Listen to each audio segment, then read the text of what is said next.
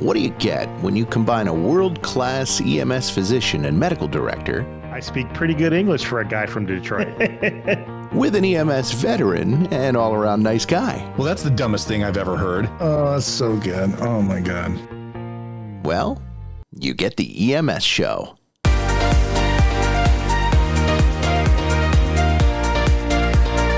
Taking it to the people, here's your host, Dr. Ritu Sani and Mike Vercast. Hey everybody, welcome to the EMS show. Mike Vercast, Dr. Ritu Sani, back with you for a showdy. A what? This is what I was trying to do. I was trying to combine shorty with mini-sode, and I came up with showdy. That sounds good. Hey, I will tell you this. I am super glad to see you upright and conscious and alert and talking. Just a few short days, or actually 24 hours. 24 hours. Post New Orleans. What was going on there, buddy? Well, it turns out that I'm old. That's what Really? it turns out. Yeah. I celebrated we had our 30th med school class reunion. And I had not done a med school reunion before. Oh, so this was your first one. Oh, I didn't know that. Yeah, I hadn't done one before. And what I think had happened was for the 25th, a bunch of us were like, I don't know, I'm going to go. And then we were Facebook friends with enough people and saw a few pictures, and and I was like, oh crap, I'm going to go next time. So the 30th rolled around and I went, and I think there were like 40 people from my class there. Well, that's cool. So remind the people where you went to med school. I went to med school in New Orleans at Tulane University, Roll Wave. And I graduated there obviously in 1993, since it's 2023. So graduated before many of our listeners were born.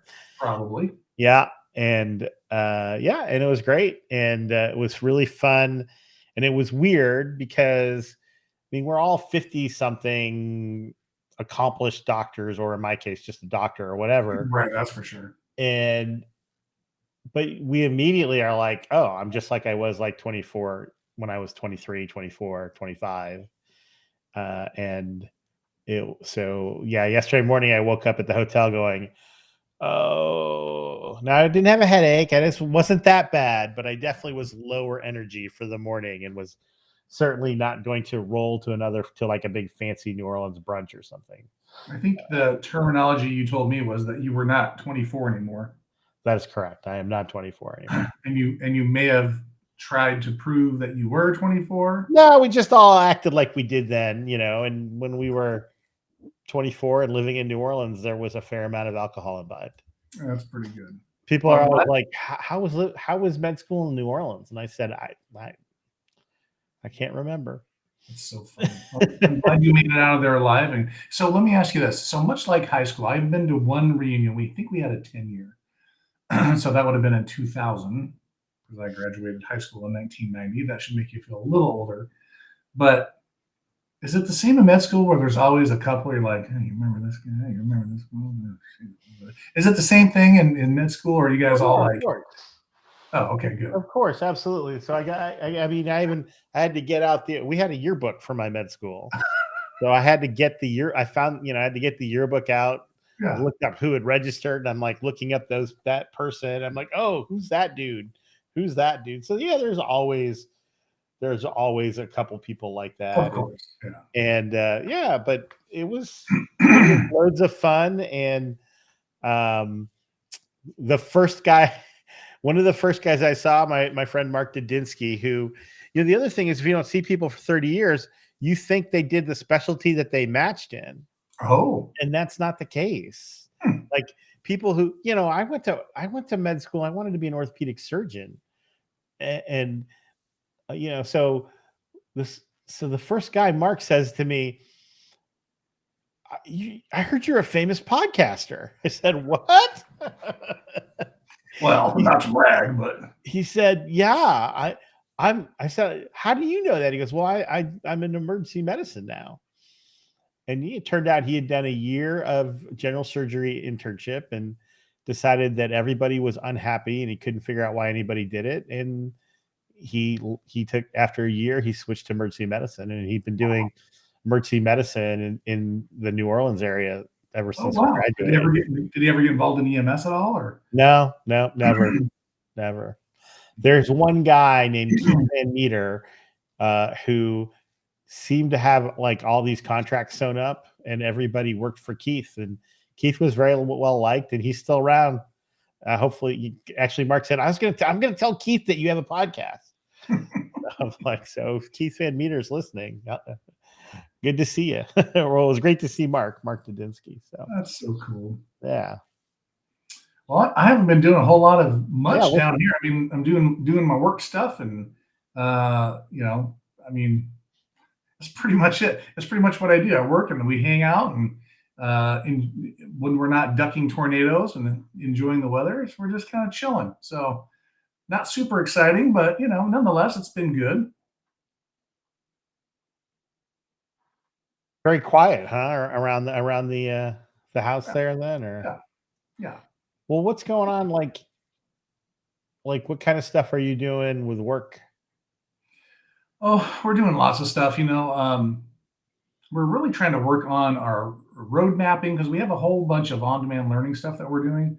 And for those of you that don't know, that's what I came down here to do, was to sort of help establish and get things up on our on-demand learning platform, which is mostly product training at this point. So if you are going to be new to EHR here pretty soon, you're going to see a whole lot of Mikey V on your screen, because we just finished up all the modules for that. So that's really cool. We've already done the fire stuff, and now we're just starting to pick away at some of the other products. We have a bunch of new stuff coming out, which I don't want to talk about, but unless you're coming to Wave, which we'll talk about in a minute, you'll get to hear about some of the cool new stuff that's coming out. But yeah, it's been really fun, man. I have a great team that I get to work with, and you know, I get to work with 3 amazing, like, you know, instructional designers, which to most people may not know what that is, but essentially these were people that were teachers in a former life, and now they come back and they are all about, you know, how do people learn and what colors do we use, and it's like it's a whole thing. It's accessibility. There's just a million things that go into, you know, real life education, not just, you know, standing in front of a whiteboard drawing stuff, which is good. But, you know, when you're talking about adult education and how to do all the things right and to have the right amount of interaction and just all the different things. So super great. And my guy Wyatt, who's our video and content creator, he's great to work with. We just have a great team. So it's been really fun getting to know everybody and sort of slide into this new line of work, which is like a complete, you know, departure. Although it's like my cousin, you know, EMS is like my cousin and fire is like my cousin. It's not my primary focus anymore. So it's been kind of weird. So I was telling Ritu, for those of you that are watching, is like sort of missing out on some of the, like, what's going on out there. You know, I pay attention to other podcasts, and I'm obviously paying attention to social media. So it's not like I'm completely out of touch with what's going on. But I'm telling you, when you're not just doing it every day, you got to put a little bit more effort in to stay up on stuff. And I'm not used to having to do that.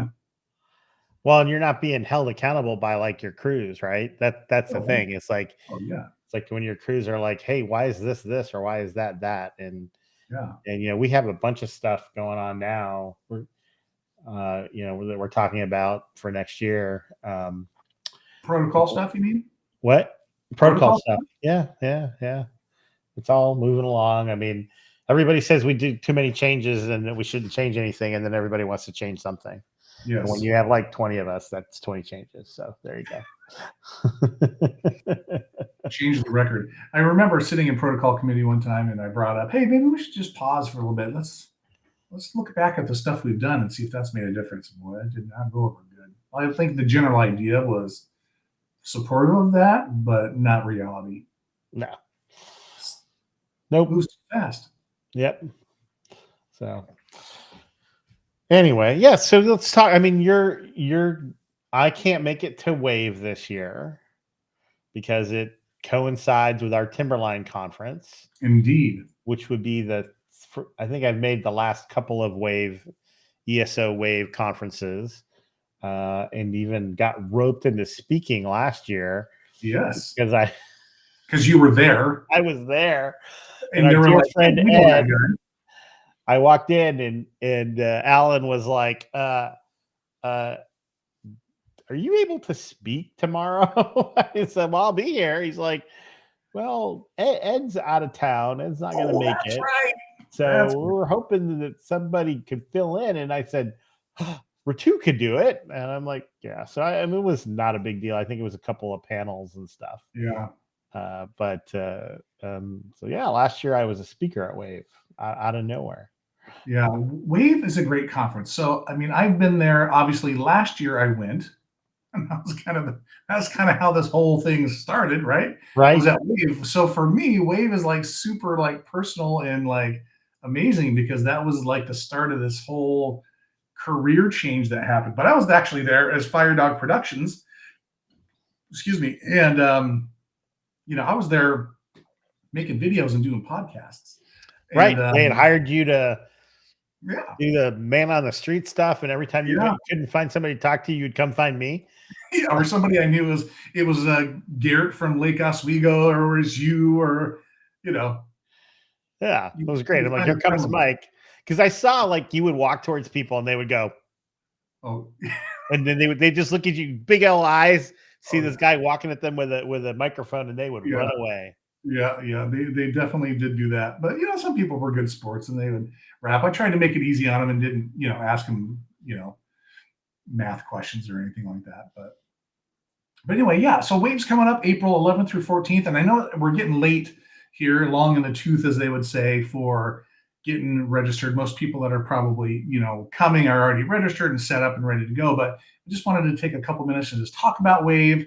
And really what Wave is. Wave is a couple of things, right? So you can see that's Wave 2023 featuring the Training Academy. So it's really kind of two things at one event, if that makes sense. So the first couple of days is the ESO Training Academy. So this is for people who are currently using like ESO stuff, right? So if you're using EHR or analytics or any of the EHR products, there's going to be a course there that would either sort of help you get better, right, at the current stuff that you're doing, or if you've never used it. Like when I went to Wave the first time, we were looking at going to ESO. So what we find is there's a lot of people that will come to Wave, specifically like the Training Academy, just to sort of like, what's going on here, right? Let me see how this stuff is actually used and what are the benefits. So the Training Academy is like full 2 days of any topic. If you're state, hospitals, fire, EMS, whatever it happens to be, registry,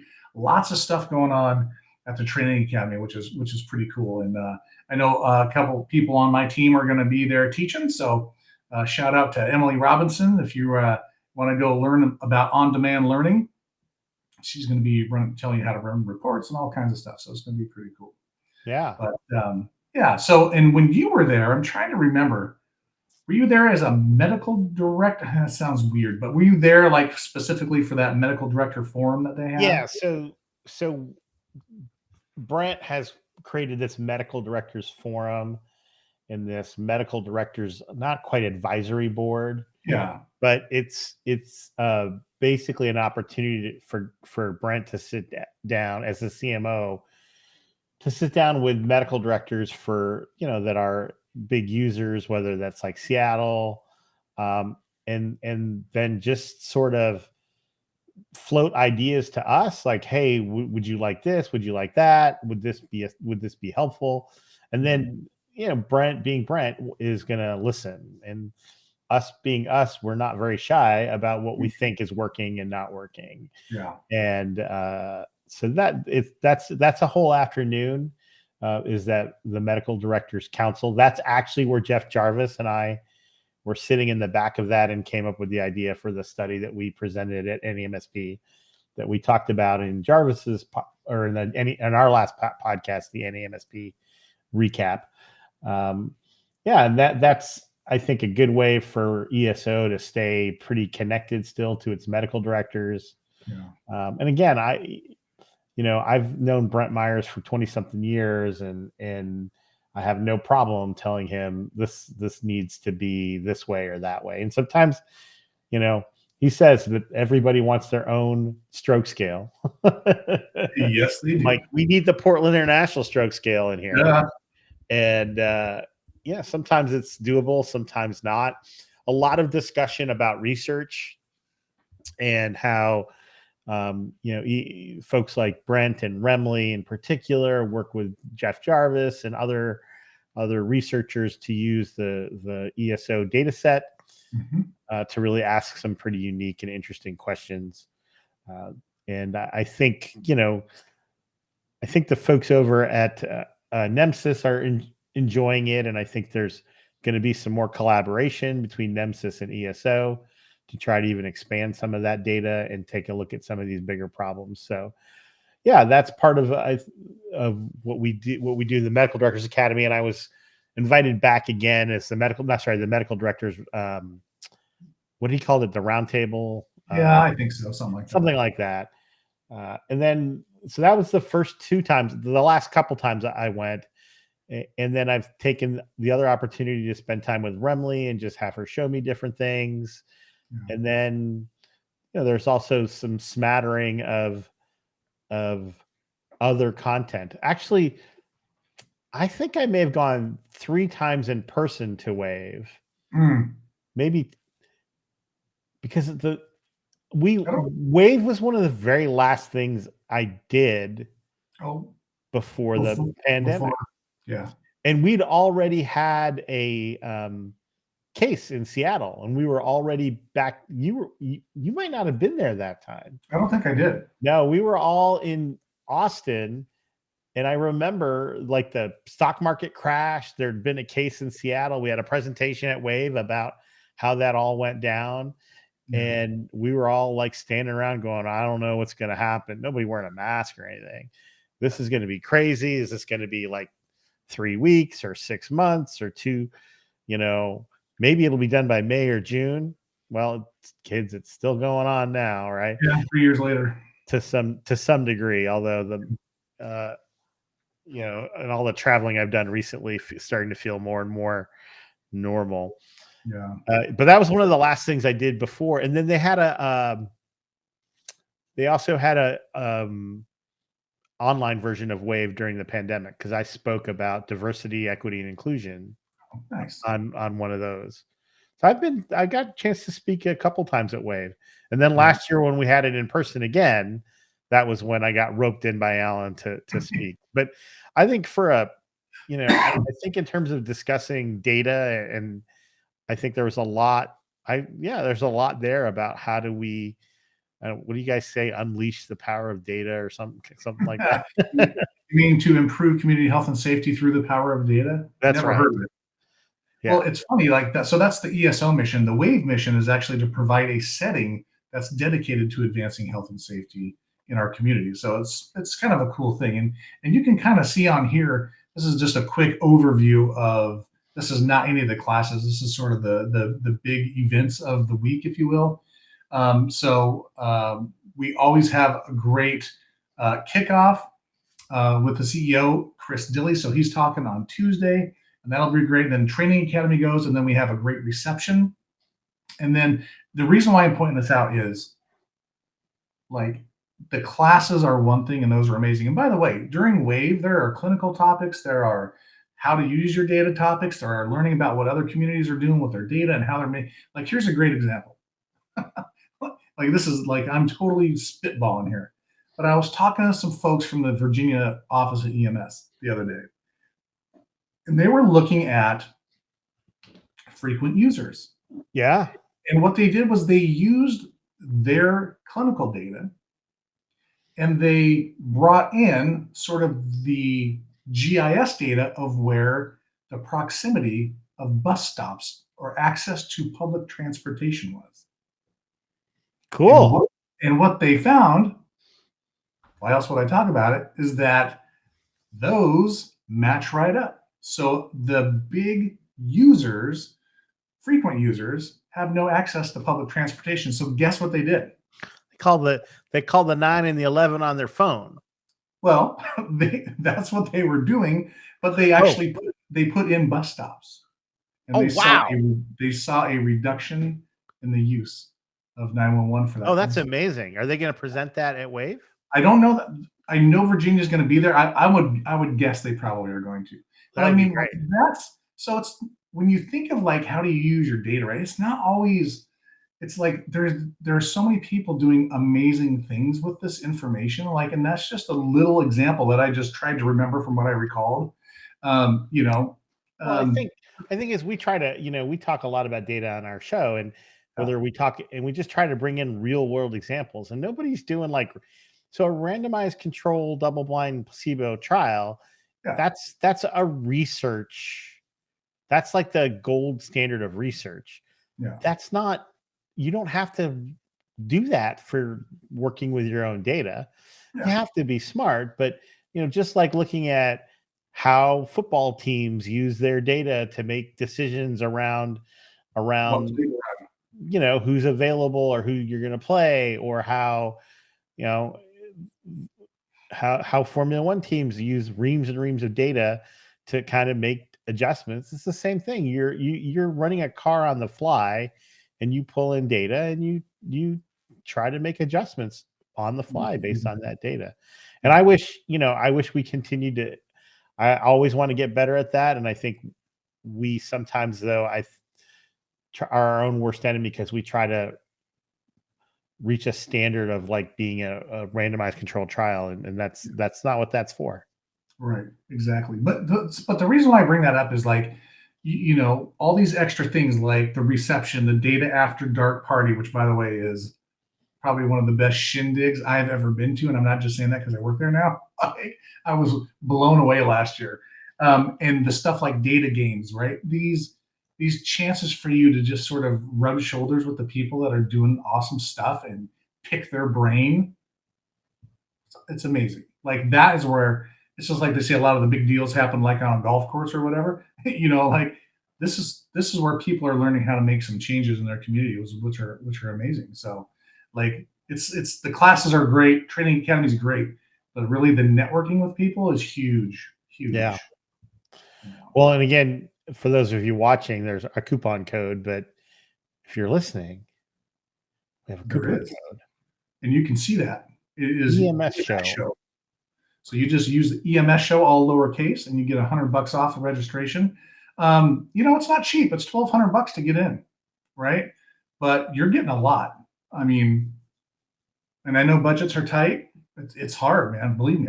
I know we're making adjustments even on our end, right? Because budgets are tight everywhere. But if you do have the opportunity, if something sounds like you want to do it, if you go to the website, which is esowave.com, and you're with fire EMS agencies, there's actually like a sort of a template to get for a letter of support to be able to go. So that's pretty helpful. And there's also one for on the hospital side as well. So Ritu, I know you can't come, but I would say you could do either one of those because you're sort of fire in the hospital. That's right. Yeah. If I weren't, I'd be there if we didn't have our Timberline conference at the same kind of crossover with a couple days. So Oh, for sure. And yeah. if you want more resources on Wave, if you just again go to esowave.com and you can get the full agenda, which is right here. I'm not going to scroll through 80 pages, because it is 80 pages of PDF, which will go through every class, who's the appropriate audience, all the different stuff. So that is pretty awesome. So again, if you're interested, go to esowave.com. If you want to sign up, put in that EMS show coupon code. Get yourself $100 off. That's pretty good. And by the way, I might add, Go ahead and add. we're not getting paid for this. Nope.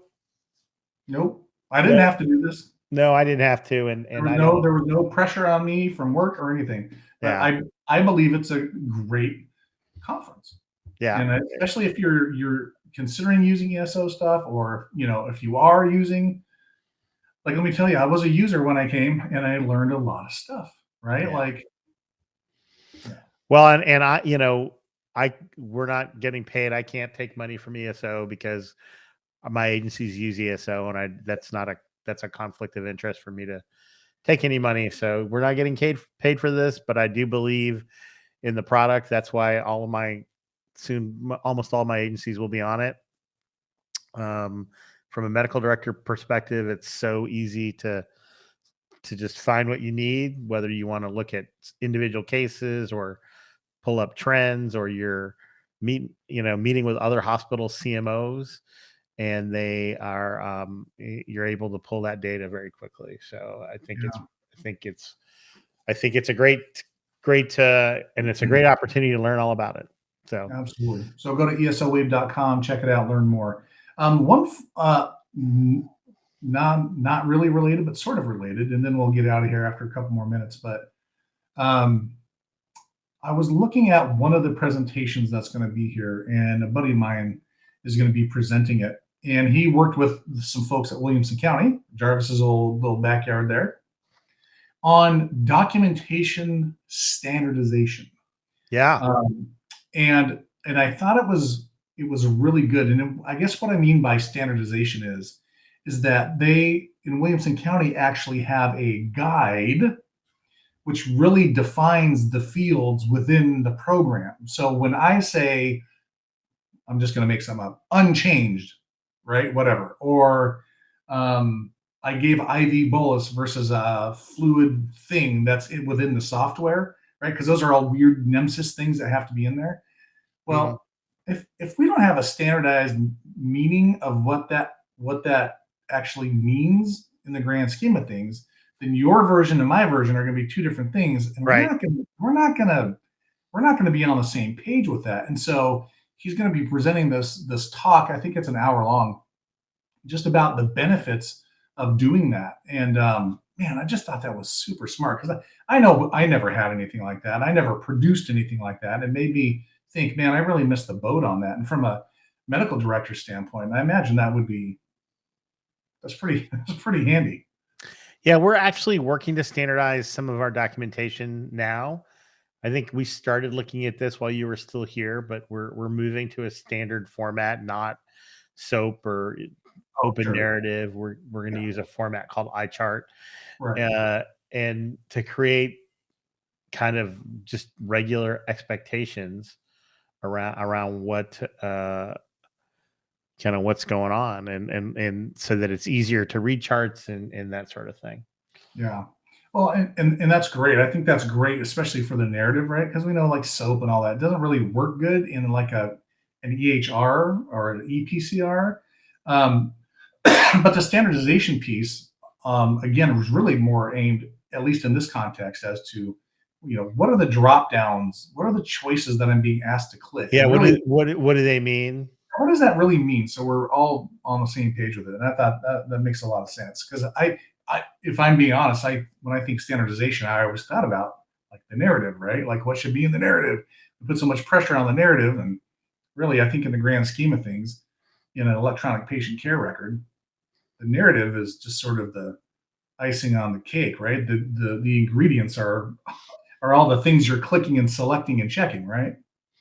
Yeah, but what's interesting is when we review these charts, people go right to the narrative, and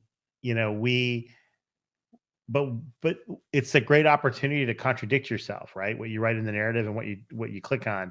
100%. And what we're trying to do is we want to put meaningful words in the narrative without repetition. And we kind of looked around and felt like this was a method that did that. And what's interesting is the narratives actually end up a hair longer, but they're easier to write. The crews that are using them are like, yeah, this is easy. Yeah. Well, that's good. And it's just trying to find that kind of happy medium. Yeah. But collecting the data is important, and you've heard me say many times is we got to collect the data, but we got to give it back. And if we're not giving it back, we're wasting everybody's time. So. Yeah, exactly. Yeah, and it's funny that you a lot of times you hear the same stories. I was mentioning the sort of the on-demand learning stuff that I'm doing at ESO. Well, I've got a couple of projects that I'm working on with Remley.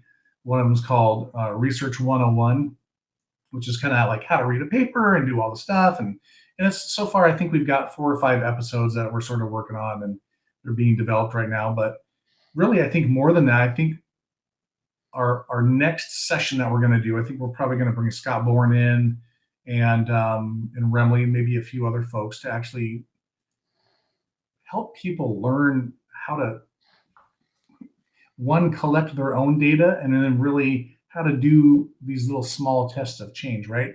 And I think that's the piece that I think a lot of people forget about. Like everyone talks about being data rich but information poor, and that was me. That was me. I had all this data, but I didn't know what to do with it. No one ever taught me.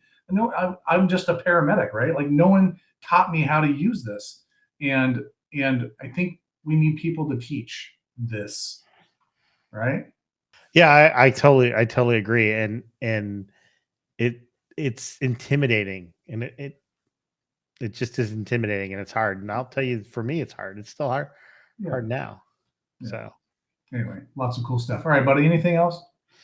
I'm just got to go watch Succession now. Okay. Well, I know you're doing that. You know what we decided to do? We rewatched. Well, that was I couldn't spit that out. Rewatched Making a Murderer. You rewatched? You didn't? Did you watch? They did another season of it. I know. I didn't even know that.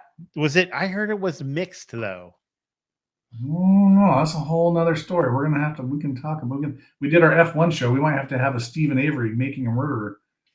So there's movement right this very minute. Oh my gosh! About Brendan Dassey's brother, Bobby,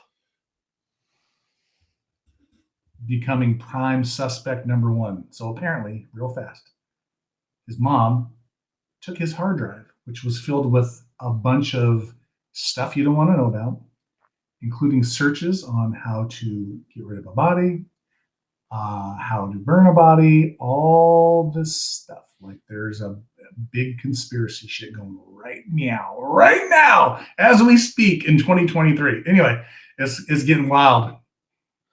That's crazy. Yeah. So anyway, all right, buddy, I'll get us out of here. On behalf of Dr. Tusani, Mike Verkest, you've had a quickie with the EMS show. I've been waiting to say that for a while. Take care, everybody. All right, we'll see you guys all later. Hey, thanks for listening to the EMS show. Let's continue this conversation. What do you say? Check out the official Facebook page and Twitter feed. The EMS show is a Fire Dog production.